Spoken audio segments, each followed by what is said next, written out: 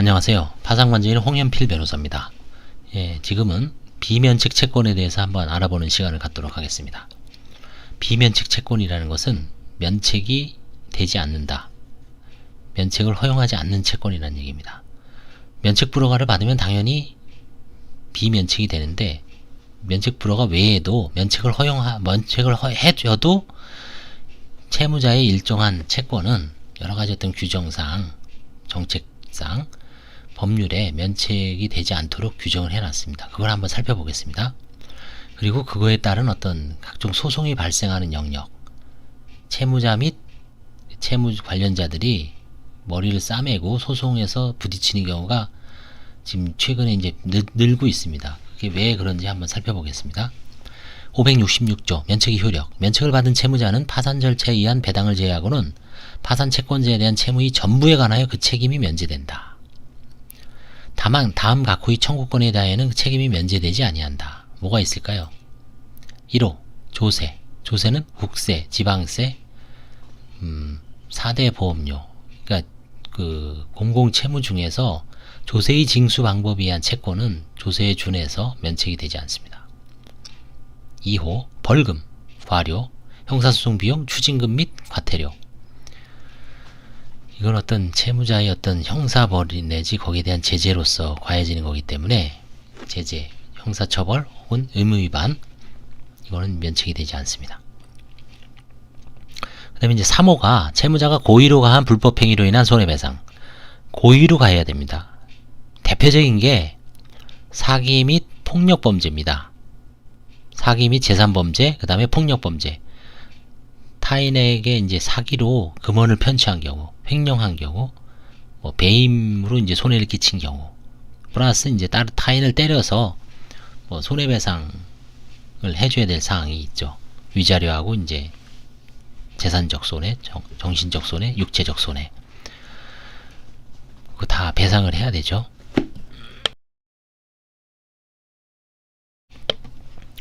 과실로 가한 불법행위. 과실 불법행위 대표적인 게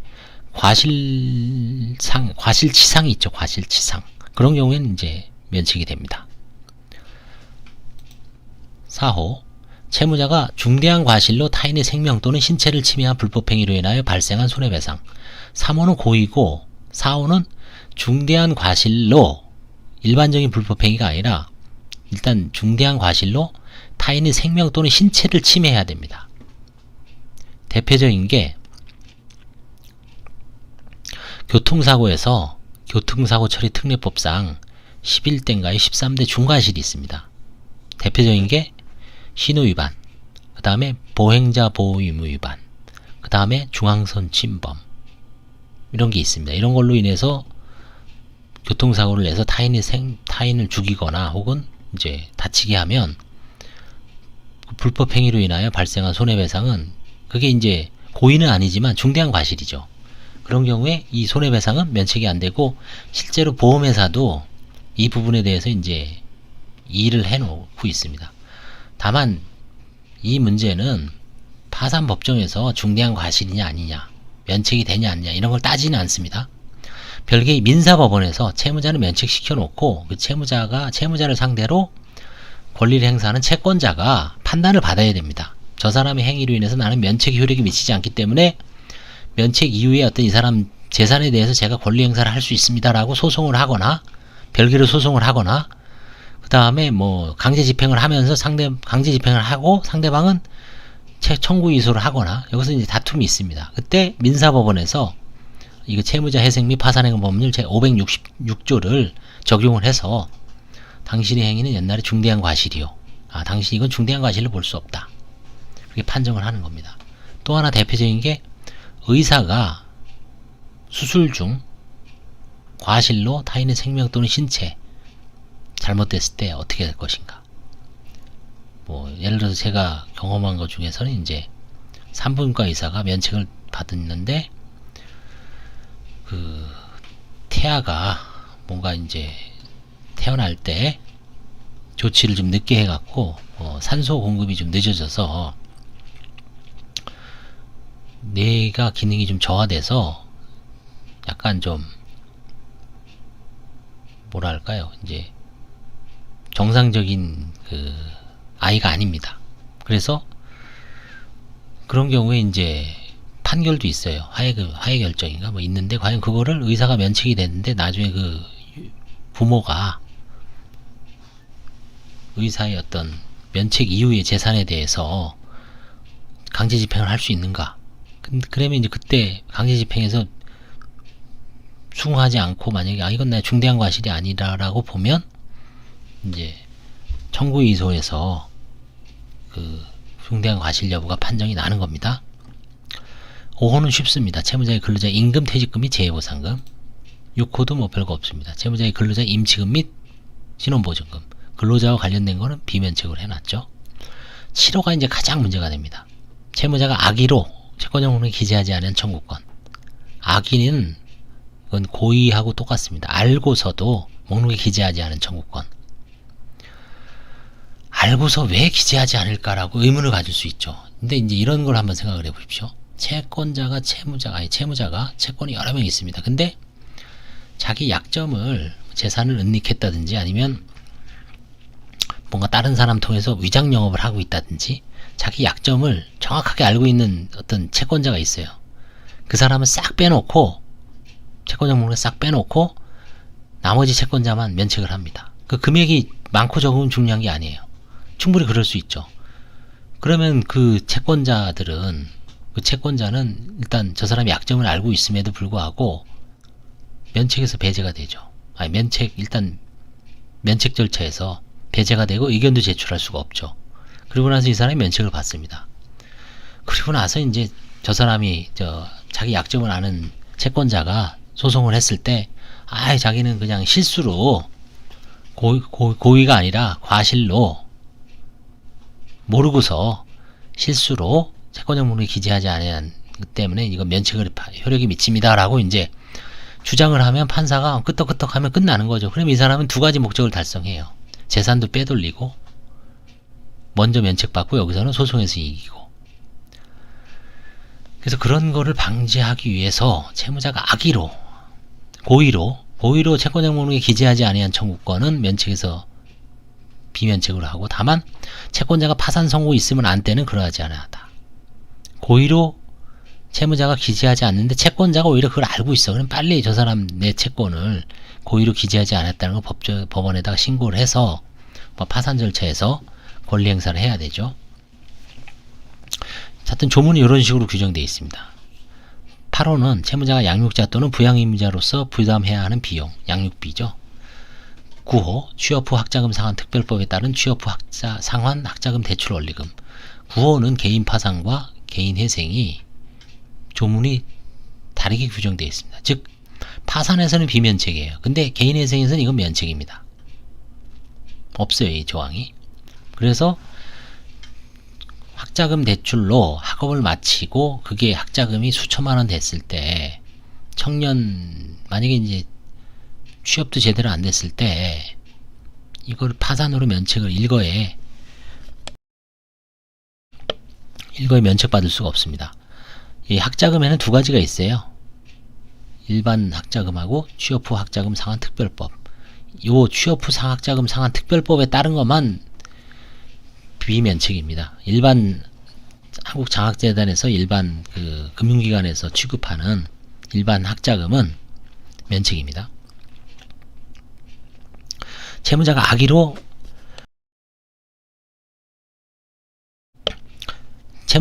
채권자 목록에 기재하지 않은 청구권 7호 관련, 이게 이제 가장 실무에서 논의가 많은데요. 이거 한번 조문을 잘 판례하고 조문을 한번 잘 음미해 보겠습니다. 파산 신청 과정에서 채권자 목록에 채권자가 누락된 경우가 발생하고 그 채권이 비면책 채권인지 실무적으로 문제되는 경우가 발생한다. 대법원은 채권자 목록에 채권자가 누락된 경우 채무자의 선의를 쉽게 인정하여서는 아니 된다는 입장이다. 2010년 10월 14일 선고 2010-49083 면책 불허가 사유에 관하여 엄격 해석의 원칙을 견지한 대법원 2004년 4월 13일자 2004마 86 결정을 일부 제한하는 판결이라고 할 수 있다. 이 판결에서 채무자 회생 및 파산에 관한 법 제560조 제7호에서 말하는 채무자가 악의로 채권자 목록에 기재하지 아니한 청구권이라고 함은 채무자가 면책 결정 이전에 파산 채권자에 대한 채무의 존재 사실을 알면서도 이를 채권자 목록에 기재하지 않은 경우를 뜻하므로 채무자가 채무의 존재 사실을 알지 못한 때에는 비록 그와 같이 알지 못한 때에 과실이 있더라도 이 법정에서 정한 비면책 채권에 해당하지 아니하지만 이럴 때는 면책이 된다는 얘기예요. 채무자가 아예 그 존재 사실을 모르고서 몰랐다면 이때는 면책이지만 이와 달리 채무자가 분명히 채무의 존재를 알고 있었다면 과실로 채권자 목록에 이를 기재하지 못하였다고 하더라도 실수로 기재하지 못하였다고 하더라도 위 법조항에서 정하는 비면책 채권에 해당한다. 실수의 항변을 용납을 안 하는 겁니다. 아, 실수였습니다. 과실입니다. 사무장이 실수했어요. 다 해당이 안 됩니다. 이와 같이 채권자 목록에 기재하지 아니한 청구권을 면책 대상에서 제외한 이유는 채권자 목록에 기재되지 아니한 채권자가 있을 경우 그 채권자로서는 면책 절차 내에서 면책 신청에 대한 이의 등을 신청할 기회를 박탈당하게 될 뿐만 아니라 그에 따라 위법 제564조에서 정한 면책 불허가 사유에 대한 객관적 검증도 없이 면책이 허가 확정되면 원칙적으로 채무자가 채무를 변제할 책임에서 벗어나게 되므로 이와 같은 절차 참여의 기회를 갖지 못한 채 불이익을 받게 되는 채권자를 보호하기 위한 것이다.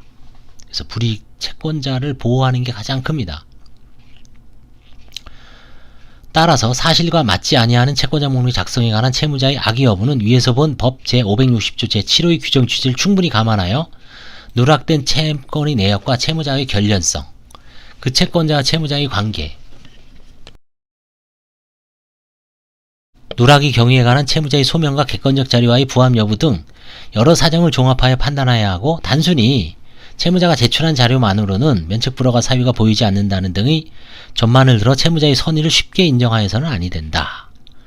그러니까 통상적으로 뭐 알면은 넣겠죠. 알면서 참 빼기는 쉽진 않은데, 근데 간혹 제가 보기엔 아까도 말씀드렸지만 특히 개인 채권자 금융기관은 깜빡할 수 있다라고 봐요. 모르고. 왜냐면 독촉이 오다가 양도돼서 뭐 내용 증명이 오는데 잘 안 받잖아요, 채무자가. 그렇기 때문에 이제 시간이 오래 지나면 모를 수가 있죠.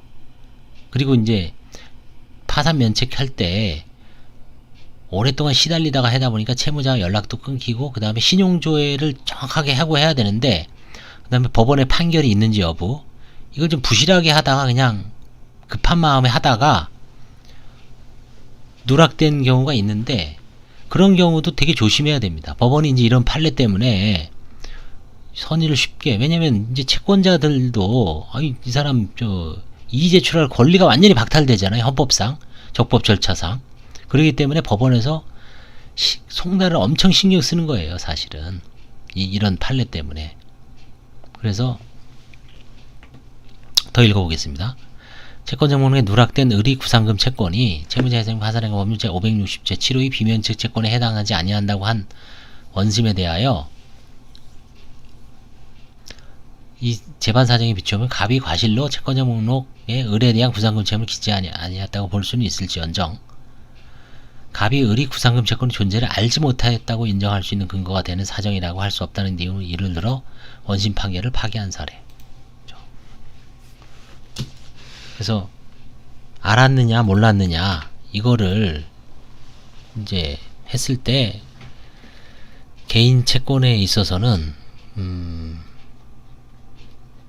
어떤 이 사유 그걸 충분히 주장을 해서, 즉 뭐냐면 내 채권을 누치하는 거는 채권자 목록에 내 거를 뺀 이유는 궁극적으로는 결국은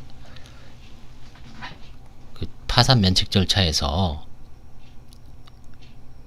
뭔가 숨기려는 의도가 있었다.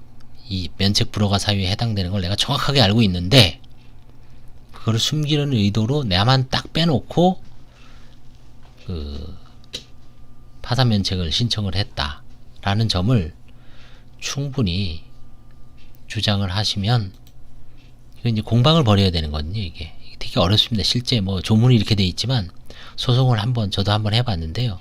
상당히 어렵습니다. 이게. 그래서 이제 앞으로는 이런 요거와 관련된 분쟁이 꽤 있을 겁니다. 제가 이제 이 유튜브에도 면책 효력 확인이소, 그 다음에 선의 악의를 그 나누는 기준 뭐 이런 것도 지금 뭐 올려놨지만 여전히 어려운 문제입니다. 이거는 계속 뭔가 염두에 두고 판례가 새로 나오고 실제 사례에서는 이게 상대방이 있는 싸움이기 때문에 진짜 선이냐 악이냐, 법률에서 민사든 형사든 선이냐 악이냐는 내심의 의사죠. 사람 마음속에 있는 의사입니다. 쉽게 저 사람이 선이냐 악이냐 마음속으로 짐작으로 할 수 없고, 결국 선의에 관한 표지, 이 사람이 몰랐다는 표지를 쭉 나열을 해야 돼요. 나는 몰랐다라고, 이제 채무자는 몰랐다라고 주장하겠죠. 몰랐을 만한 사정을 쭉 나열합니다. 그 당시에 저는 외국에 있었고요. 그 다음에 주민등록이 말소돼 있었고요. 그 다음에 그래서 이제 우편물을 제대로 못 받았습니다. 그래서 도저히 저거는 알 수가 없었습니다. 저 채권자의 채권은 뭐 양도돼서 1차 양도, 2차 되고 3차 양도 되고, 그 다음에 판결문도 제가 직접 송달되지 않은 공시송달 판결이었고요. 이런 사례를 들면 판사가 봤을 때는 알기 힘든 사정이죠. 공시송달 판결에 그 다음에 그 당시에 주민등록 말소돼 있고, 잠깐 또 뭐 일하러 외국에 왔다 갔다 했고, 저 우편물 제대로 못 받았고, 그 다음에 뭐 결혼도 안 한 상태에서 어떤 가족도 뿔뿔이 흩어졌고, 형제 자매들하고도 이제 피해를 줬다 그래서 경원시 당하고, 이 사람을 도와줄 사람이 주변에 아무도 없습니다. 그럼 그 채무자가 알 수가 없죠. 그 채권 하나를. 그런 경우에는 선이라고 볼 만한 표지를 한 대여섯 가지를 쭉 나열을 해주고, 거기에 관한 합당한 증거를, 뭐 예를 들어서 외국 왔다 갔다 했으면 출입국 사실 증명, 여권 같은 거 이제 또 여권 같은 거 이렇게 사본에서 내시고, 그 다음에 주민등록 초본 쭉 내시면, 주민등록 초본 과거부터 쭉 내면 어떻습니까? 주민등록 초본에 말소자 주민 초본 나오죠. 말소된 기록. 그래서 주민등록을 최근에 회복했다는 거, 이런 거. 그 다음에 이제 그 채무자의 그 판결문을 검색을 해보면 공시송달 판결문으로 확정된 게 나옵니다. 그렇죠? 그렇죠. 이제 이런 여러 가지 사정을, 그리고 제가 그 당시에 파산 선고가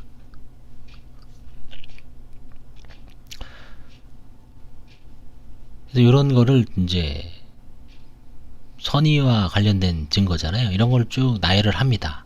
그럼 이제 반대로 채권자는 채무자가 악의로 고의로 채권자문에 기재하지 않았습니다. 그 이유는 이거를 기재했을 때 내가 저 사람의 어떤 그 나쁜 점, 면책을 절대로 해줘서는 안 되는 어떤 재산 은닉이라든가 뭔가 좀 재산을 빼돌린 정황을 충분히 제보할 수 있기 때문에, 저놈아를 누면 내가 면책 절차를 넘어가는데 아주 험난한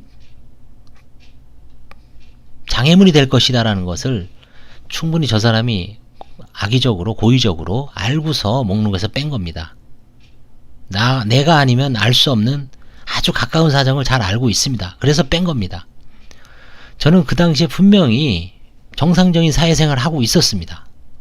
제가 어디 뭐 막 돌아다닌 것도 아닙니다. 저 채권자로서 정상적으로 사회생활을 했고 직장생활을 했고, 그 다음에 이 사람하고도 절친한 사이로, 아니면 이 사람이 조금만 더 열의가 있었으면 친구들하고 건너서 충분히 제 소재를 파악할 수 있었습니다. 단적인 예로 저하고 이 사람하고 같이 친한 사람이 있습니다. 그 사람은 저하고도 한 번도 연락이 끊는 적이 없습니다. 그러면 당연히 그 당시에도 이 사람을 통해서 이게 어디 있냐, 요즘 연락되냐, 알아볼 수 있었고, 충분히 알고, 그 다음에 그 사람하고 저하고 거의 뭐 같은 서울 하늘 아래 삽니다. 서울, 강북이면 강북, 강남이면 강북, 영등포 뭐 같은 구면 더 좋죠.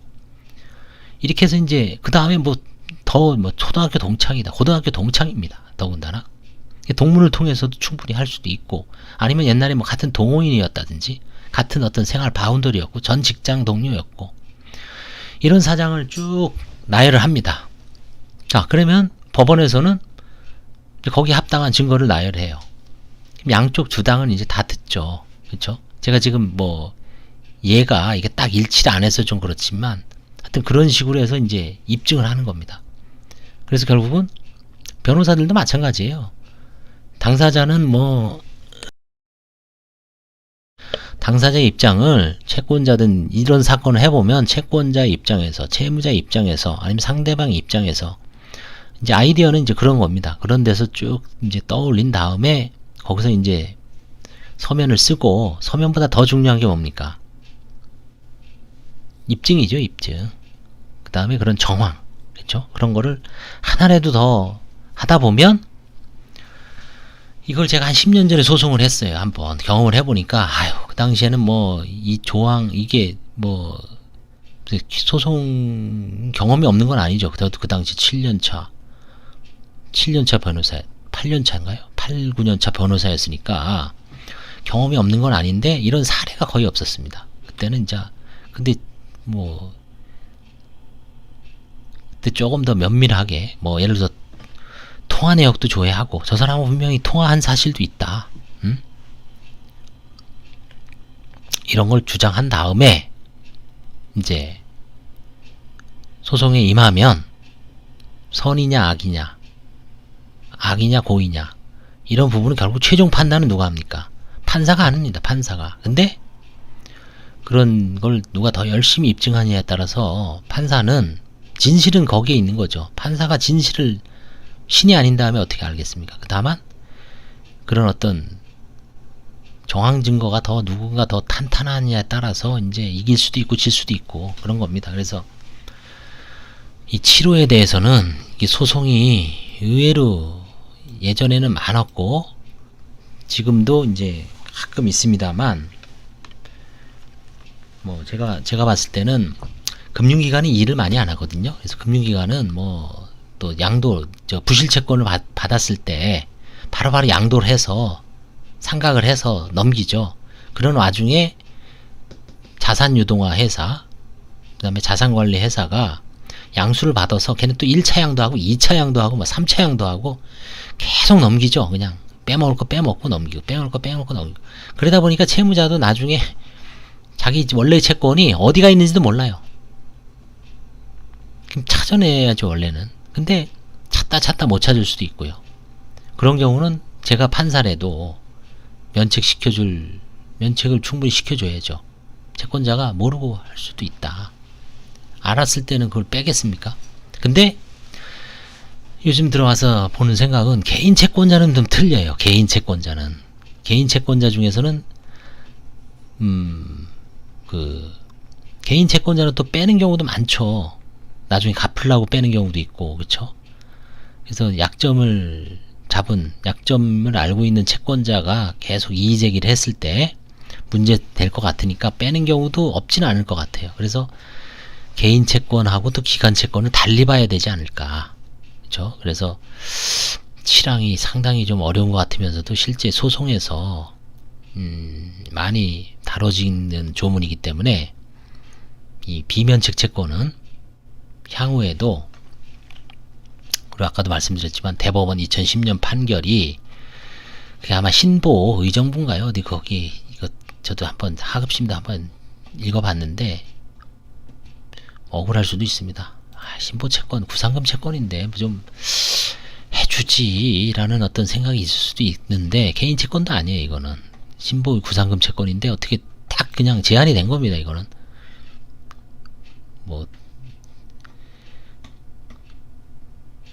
모르죠. 또 신보가 누락됐는데 신보가 이 사람에 대한 뭔가 또 결정적인 거를 아는 상태에서 이걸 배제하기 위해서 누락시켰는지 모르지만 신보도 또 열심히 하잖아요. 뒷조사라든가 이런 거를. 이면에 있는 건 잘 모르겠지만 이제 하여튼 제가 내린 결론은 개인 채권하고 기관 채권, 금융기관 채권은 좀 달리 봐야 되지 않을까 싶습니다. 결론은 거기서 출발해서 개인 채권을 누락한 사람들은 뭔가 좀 소송에서 이제 어려움이 겪을 수도 있고 반드시 그런 건 아니지만 기관 채권자를 누락하신 분들은 좀 쉽게 이길 수 있지 않을까. 하여튼 그런 생각입니다. 감사합니다.